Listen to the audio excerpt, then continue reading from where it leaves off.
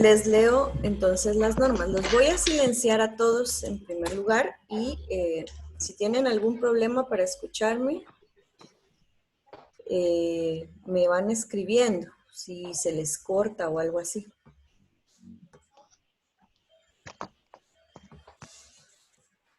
Muy bien.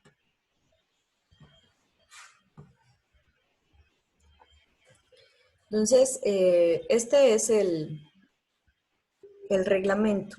Normas básicas para recibir clases en línea. Cada alumno deberá estar identificado con su nombre y apellido para ser aceptado en la clase del día. No se aceptará a nadie con iniciales u otros nombres. Cada alumno deberá ingresar puntualmente a la sesión. Se aceptará un máximo de 10 minutos de demora, o sea que en este momento...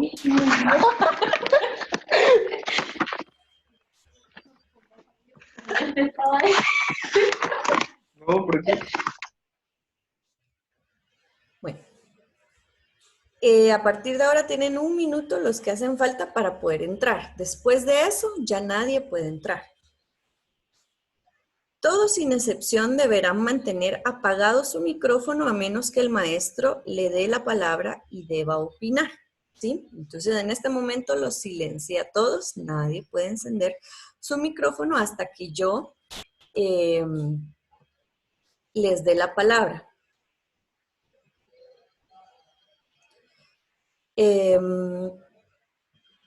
Es obligatorio mantener activa la cámara, no fotos, no imágenes. Quien no permanezca con la cámara activa será retirado de la clase en línea. Así que todos los que tienen apagada su cámara la encienden en este momento, por favor.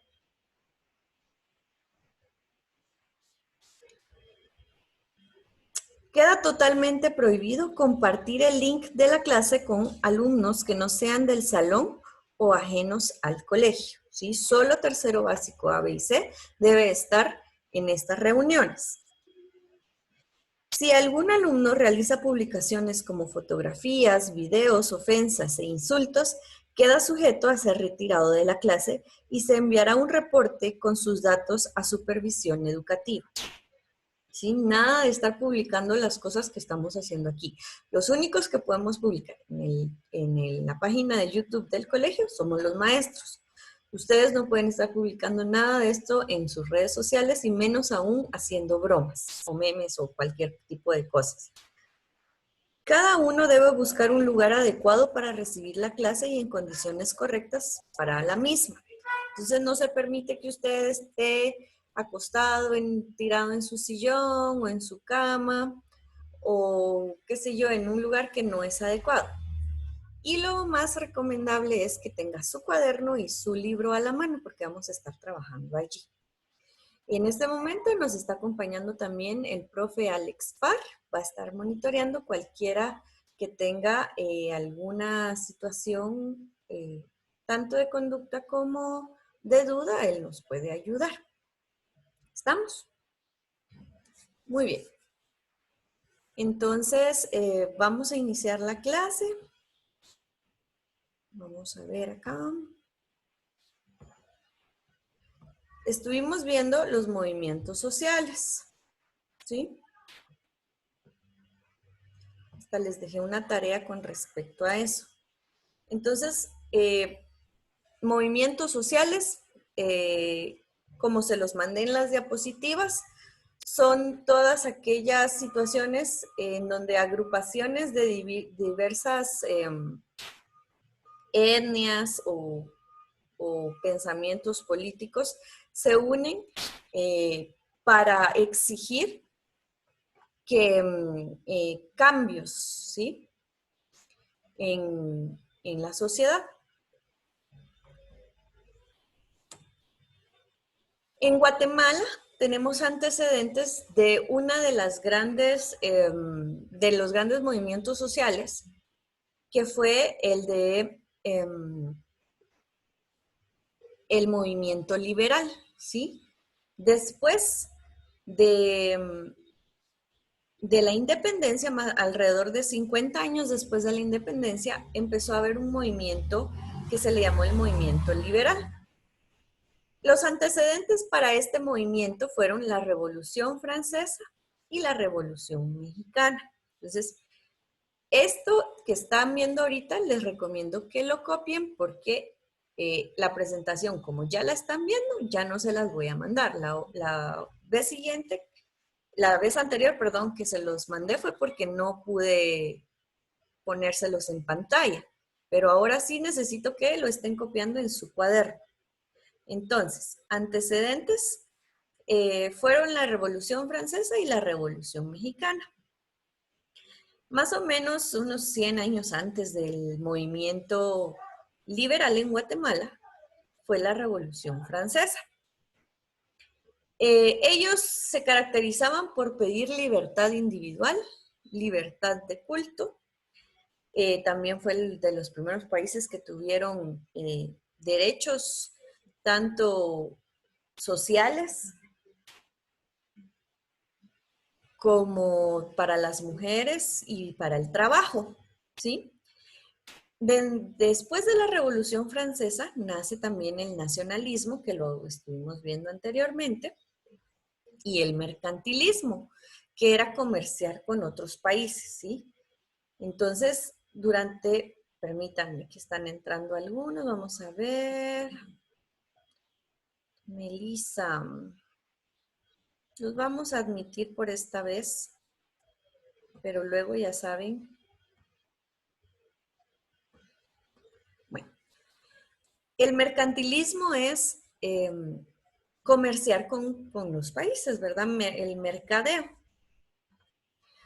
Posteriormente de la Revolución Francesa,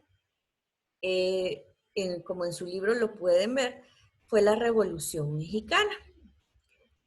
Ellos lograron con esta revolución, que fue de armamento civil, fue la repartición de territorio entre campesinos pobres. El 50% del territorio mexicano fue repartido para campesinos pobres que no tenían nada, ni tierra, ni dinero, ni nada. Entonces, con esta revolución se logró como un poco de igualdad entre los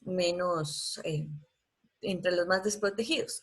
También lograron tener una constitución que sirvió como base para las constituciones que se hicieron posteriormente en Centroamérica. También lograron la práctica del sufragio para las mujeres y sistemas de salud, educación y bienestar social.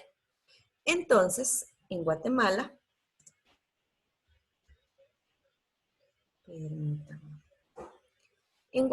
empiezan a darse la revolución, el movimiento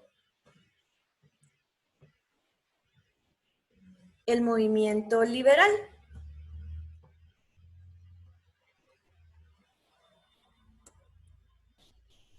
Y esta fue una lucha entre dos ideologías, entre la ideología liberal y la ideología conservadora.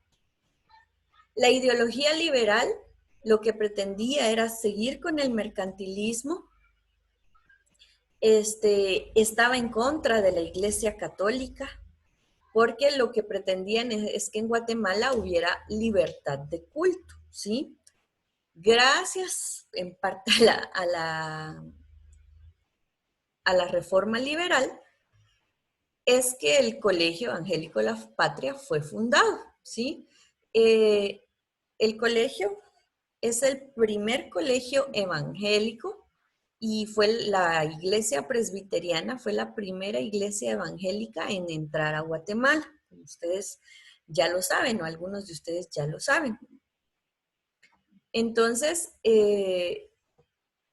más o menos alrededor de 1872 empiezan a ver la iglesia presbiteriana, que la central se encuentra detrás del Palacio Nacional.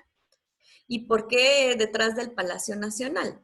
Porque justo a la par del Palacio Nacional estaba la catedral, que era como la sede central o la iglesia más importante de Guatemala, en esa época. Entonces, los liberales en la lucha en contra de los conservadores, que ellos estaban a favor del catolicismo apostólico y romano, eran muy católicos, entonces como para llevarles la contraria, instituyen la iglesia presbiteriana detrás del palacio, ¿verdad? Para decirles, para mandarles el mensaje de que el movimiento liberal estaba siendo fuerte. Durante esta época también hubo muchos conflictos, muchas guerras, entre tanto dentro de Guatemala, entre conservadores y liberales, como en Centroamérica, porque este movimiento fue a nivel centroamericano. Los liberales querían unir a Guatemala en una sola federación, así como Estados Unidos, que tiene varios estados y es un gran país, pero cada estado tiene sus propias leyes. Algo así querían hacer ellos con Guatemala y lo lograron durante un tiempo nada más, pero no funcionó porque cada país quería su independencia, así como los conservadores pretendían hacer eso, ¿verdad? Bueno, los personajes sobresalientes del nacionalismo liberal, tenemos a Justo Rufino Barrios, que lo podemos encontrar en el billete de 5, ¿verdad? Para que lo vayan identificando. Luego tenemos a Miguel García Granados, que lo encontramos en el billete de 10. Ellos dos fueron muy amigos, compañeros de armas, los dos fueron militares. Y podría decirse que era un dúo, ¿verdad? Justo Rufino Barrios era muy enojado, le gustaba combatir, era un soldado innato. Mientras que Miguel García Granados, él era más una persona de estudios, de política, diplomático. Entonces, entre los dos lograron que se constituyera el régimen liberal. Con el tiempo, pues como es la política, se fueron distanciando, se fueron peleando y hasta en un momento se traicionaron uno al otro. Creo que el primero en morir fue Miguel García Granados. Se dice que pues parece que justo Rufino Barrios lo mandó matar, ¿verdad? Entonces, y con el tiempo también a Justo Rufino Barrios lo mataron en una de las batallas que hubo en contra de El Salvador, ¿sí? Porque Guatemala quería conquistar de alguna manera a El Salvador, porque El Salvador siempre se opuso a la reforma liberal.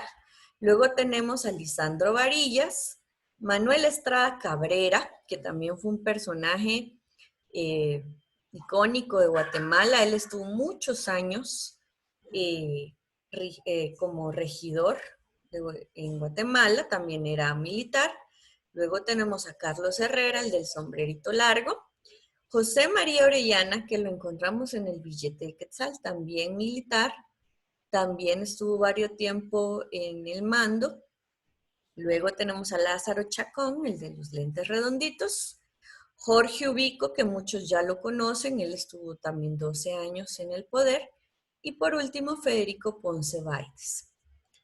¿Por qué los tenemos a ellos aquí de esta manera? Durante el régimen liberal, el nacionalismo fue muy importante y todavía lo tenemos, como podemos ver en nuestros billetes. Se engloreaba, por decirlo así, se ensalzaba a estos personajes porque eran militares, ¿sí? Entonces se les hacía ver como héroes de la patria, como libertadores, ¿sí? Y por eso es que tiene ese nombre, ¿verdad? Liberal, porque ellos decían que el desarrollo, la tecnología, era lo primordial. Entonces es por eso que ellos están aquí, pero después de que ellos decían que querían el desarrollo y querían la tecnología para Guatemala, se volvieron dictadores. Manuel Estrada Cabrera estuvo, si no estoy mal, 22 años en el poder. Igual José María Orellana estuvo más o menos como 16 años en el poder. estuvo también Jorge Ubico, todos ellos hasta que casi que morían estaban en el poder. Jorge Ubico pues fue el último de los que duró mucho tiempo, porque Federico Ponce Baide solo estuvo unos meses, y a él le dieron un golpe de estado, ¿sí? Porque las personas después de tantos años de régimen, y cuando hablamos de un régimen es que es algo a la fuerza, del régimen liberal, eh, pues al fin se le dio término, ¿verdad? Después de tantos gobiernos militares de muchos años. Vamos a ver si esto cambia rápido. Entonces, vamos a su libro, por favor, sacan su librito. Permítanme un momento que voy a ir a traer mi libro también.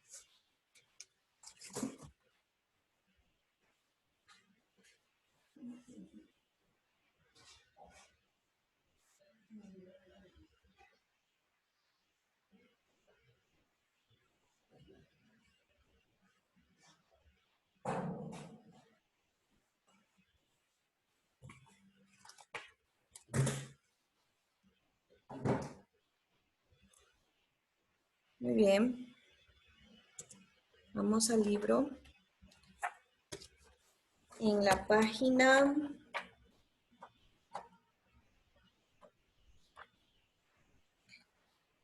En la página 96, allí podemos leer lo del régimen liberal, ¿sí? Página 96.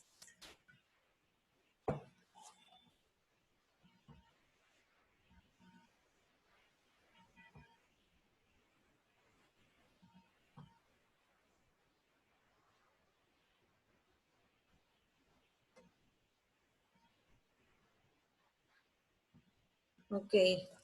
¿Ya me escuchan mejor?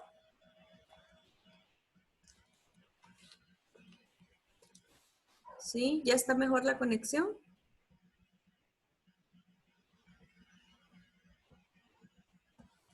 Sí, muy bien. Bueno, vamos a leer del libro, que es casi lo mismo. Vamos a ver quiénes están en la sala de espera. Darlene otra vez. Muy bien. Leamos, dice, página 96. El régimen liberal es el sistema social, económico y político que se estableció en Guatemala entre 1871 y 1944.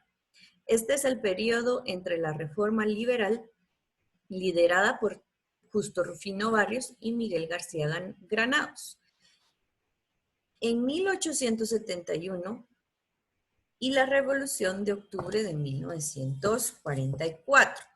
Entonces, de 1871 a 1944 duró el régimen liberal, alrededor de 70 años. ¿Sí? En Europa y Estados Unidos, el liberalismo desarrolló sistemas basados en la libertad individual. Sin embargo,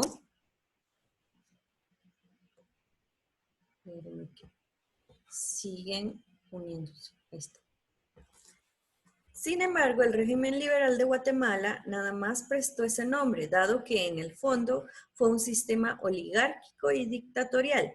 Oligárquico porque estuvo al servicio de una pequeña minoría y dictatorial porque a pesar de existir un sistema de gobierno republicano elegido democráticamente, el gobierno era ejercido de manera autoritaria. Así lo hicieron los máximos líderes del régimen liberal, Justo Rufino Barrios, Manuel Estrada Cabrera y Jorge Ubico. Ellos fueron, como les decía, los que más tiempo duraron en el poder. ¿Sí? Estuvieron muchos años en el poder. Bueno, consecuencias del régimen liberal. El pseudo régimen liberal guatemalteco trajo cambios drásticos como la expropiación, o sea, les quitaron sus tierras a la Iglesia Católica y las demás comunidades indígenas para utilizarlas en el cultivo del café. se estableció la libertad de culto propiciada para disminuir el poder de la Iglesia Católica. Se efectuaron cambios en la urbanización de la ciudad. Se construyeron edificios públicos, calles y monumentos que exaltaban a personajes del régimen. Además, se benefició a una élite dominante por medio de la manipulación de la ley. Entonces, muchas de las carreteras que nosotros tenemos fueron hechas en el régimen liberal. También el Palacio Nacional, por ejemplo, el Palacio de los, si no estoy mal, el de los Deportes, el Palacio del Correo, el Congreso, todas esas se hicieron en el tiempo liberal, ¿sí? Y esas son las cosas buenas que nos deja el régimen liberal. Lo malo que nos dejó fue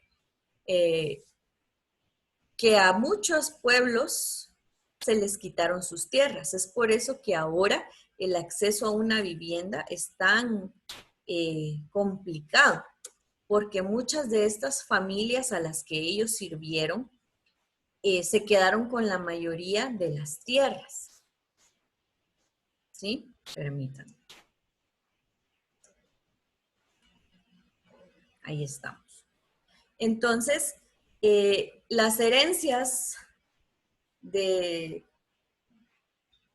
liberalismo pues han sido los símbolos patrios, por ejemplo, el nacionalismo que nos dejaron, que muchos dicen pues que no está bien, otros están a favor porque dicen que nos identifican, pero realmente identifican, como dice ahí en el libro, a mi parecer, a solo a una minoría.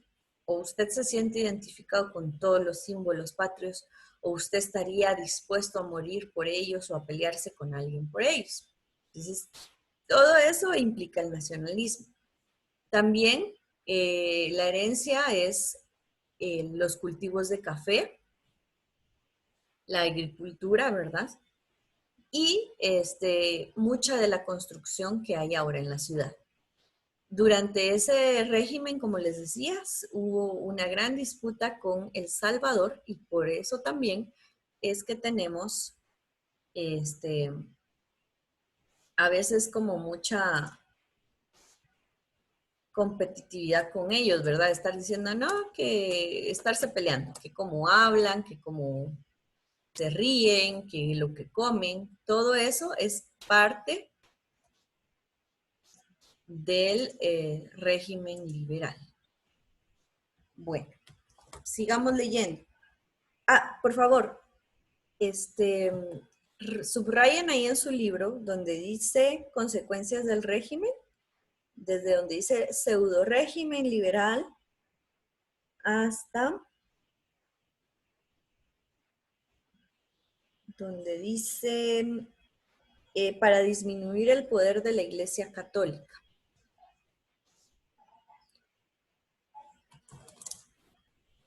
Subrayen eso, por favor.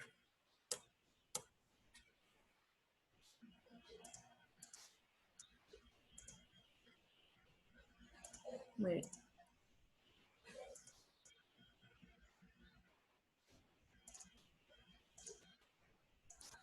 Muy bien.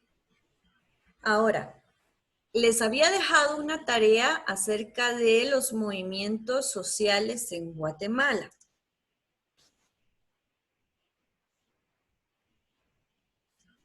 Entonces voy a abrir el audio y voy a preguntar a quienes, permítanme,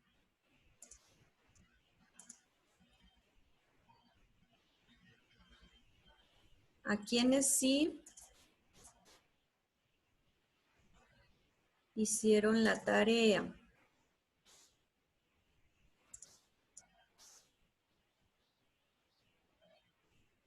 Vamos a ver. Sofía González, ¿hizo la tarea?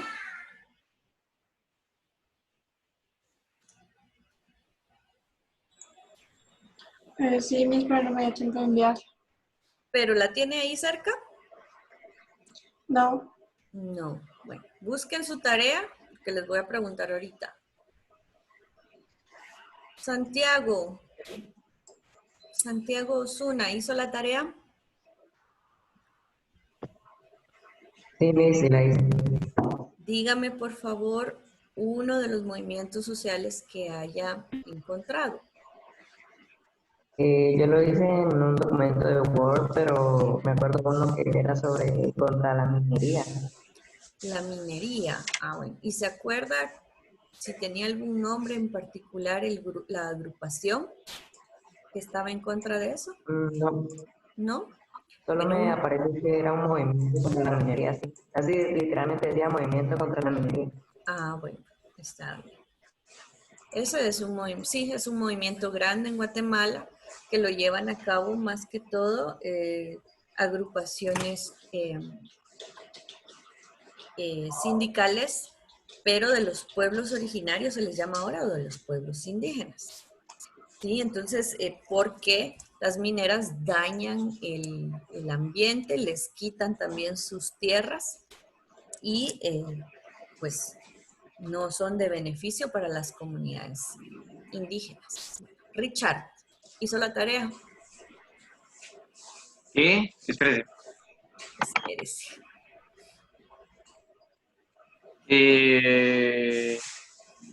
De los fenómenos sociales, era la de recordar unas cosas del periódico, ¿no? No, de los Entonces no la hice, movimientos.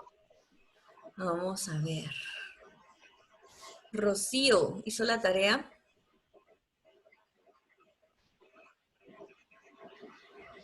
Rocío Gómez. Yo, Ajá, ¿hizo la tarea? Rocío Gómez, Miss. Sí, Rocío Gómez. Miss, casi no la escucho. Sí, Miss, sí hice la tarea. Cuénteme. ¿Qué encontró? Encontré movimientos indígenas, contra la minería, movimientos de mujeres, movimiento sindical y movimiento campesino. Excelente. Marco, ¿encontró algo? ¿Cuál de los tres, Miss? Hola. ¿Cuál de los tres marco? Yo. Ay, perdón. Solo pregunta, ¿tenían que Marco, ser de Guatemala? Marco, usted. Sí tenían que ser de Entonces Guatemala, ya. pero si no encontró Guatemala, cuénteme, ¿qué encontró? Eh, la marcha de la sal en India, algo lejos, pero. ¿Y de qué se trata eso? De una caminata que hacían, ¿cómo se llama? Gandish, Ujú. que era el 12 de marzo de 1930. Y era en una protesta contra el Imperio Británico. Excelente, muy bien. Vamos a ver. Catherine Alfaro.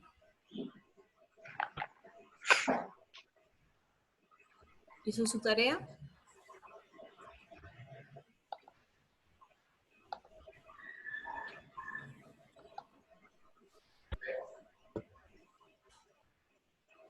¿No la hizo? Ok. Daniel Díaz. ¿Hizo su tarea?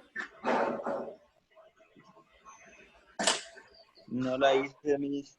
Ay, mis gorditos. Bueno, háganla porque si no estoy mal, yo les había dicho que era para ayer. Bueno, si se acaba el tiempo, volvemos a reanudar para terminar rapidito y en la misma sesión, ¿sí? Solo se vuelven a meter donde mismo, ¿ok? Bueno, vamos a la página 98 de su libro, vamos a hacer la actividad que está ahí rapidito, ¿sí? La vamos a ir haciendo en el libro. Página 98. Número 1 dice, ordena cronológicamente los siguientes hechos o etapas históricas. Enumera desde 1, el más antiguo, hasta 5, el más reciente. A ver, el primero de los hechos que surgieron, ¿habrá sido el gobierno de Manuel Estrada Cabrera, o la Revolución Mexicana, o el imperialismo, o las dictaduras, o los procesos democráticos? Pueden contestar. Las dictaduras. No. El imperialismo. Correcto. Imperialismo número 1. ¿Sí? Primero surgió el imperialismo. ¿Sí? Donde los países desarrollados empiezan a invadir los países menos desarrollados. Muy bien. ¿Qué habrá surgido después? Esas se las voy a decir yo. Fue el gobierno de Manuel Estrada Cabrera, ¿sí? Según la cronología, según los años, ¿sí?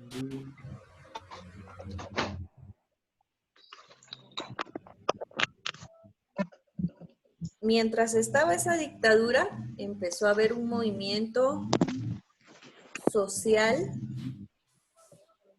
muy cercano que tuvo grandes logros. ¿Cuál habrá sido? Procesos democráticos. No.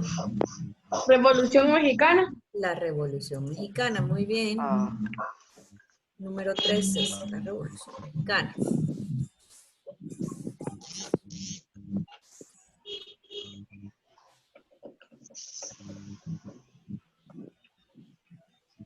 Después de la Revolución Mexicana y después del gobierno de Manuel Estrada Cabrera, siguieron en el mismo régimen. ¿Cómo se le llamaba ese régimen? Dictadura. La Dura. dictadura, muy bien. Dictadura, dura. Muy bien. Número 4. Y por último, en toda Centroamérica y en México empezaron a ver procesos democráticos. procesos democráticos. Excelente. Bueno. Ahora aquí en el número 2 dice, investiga en el siguiente enlace cuáles son las centrales sindicales que existen en Guatemala. Entonces yo les hice esa parte, es la diapositiva que están viendo en este momento. Sí la están viendo, ¿verdad? Centrales sindicales de Guatemala. Tenemos 8 centrales en donde todos los, tanto sindicatos como federaciones y agrupaciones pueden decir, mire, yo quiero pertenecer a su central porque estoy haciendo un movimiento democrático en contra de esto o a favor de aquello, ¿sí? Entonces son estas. Central de Trabajadores del Campo. Entonces todos los agricultores y demás pueden pertenecer a esta central. La Confederación de Unidad Sindical de Guatemala. Todos los sindicatos de trabajadores del ICS, de la municipalidad, de las bibliotecas, de lo que sea, pueden pertenecer a esta unidad sindical. Central de Trabajadores de Guatemala. Aquí normalmente encontramos, por ejemplo, a los de transporte, a los meseros, camareros, a los que trabajan en hoteles, ¿sí? Ellos también tienen sindicatos. Ahí está. La Unión Sindical de Trabajadores de Guatemala es otra, que igual encontramos varios tipos de trabajadores. La Federación Sindical de Trabajadores de Alimentación, similares. La Federación Nacional de Trabajadores del Estado de Guatemala, y dice el Estado, ¿sí? Entonces todos los que trabajan en el Estado pertenecen a él y que están en el sindicato pertenecen a esta agrupación. Federación Sindical de Empleados Bancarios y Seguros y la Federación de Trabajadores Independientes del Campo y la Ciudad, ¿sí? Ya los apuntaron, ¿verdad? O los que les cupieron ahí en su hojita. Bueno, la siguiente dice, elabora un diagrama para explicar cómo se organizan estas centrales sindicales. Y aquí está, se organizan así. Tienen los sindicatos centrales, que son los que acabamos de ver. Luego tienen una afiliación nacional o internacional. Hay sindicatos que son internacionales también. Luego se van hacia la estructura, en donde está todo el listado de los sindicatos y la organización con convención colectiva. Entonces copian esto, por favor, rapidito, bien hecho, con buena letra.